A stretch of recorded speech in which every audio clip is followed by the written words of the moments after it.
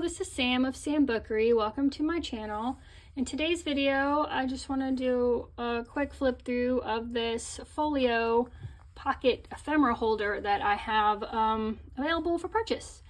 I've also done a video tutorial of how to make these yourselves, and I will link to that video in the description if you want to learn how to make these your own. They're really simple and fun and quick to make, but this one is available for purchase.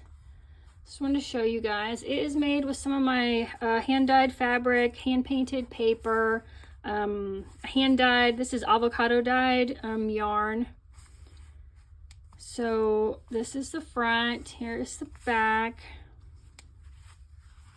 It's got a little fabric tie closure here, and I made this really messy and stringy, but if that's not your style, you can snip these off. I kind of like them. I like them looking like tattered and old and worn. This is burlap right here that's been dyed. Oh, it's dyed yellow. I think I used turmeric to dye this. And this is a painted scrap of paper.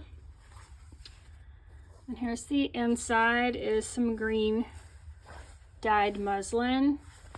And then this is just decoration. This is more painted paper, more avocado dyed yarn. This is green fabric and just a couple solid fabrics. These weren't commercially dyed. And then on the inside, you have a pocket running the whole width of the folio, so you can fit a lot of things in here.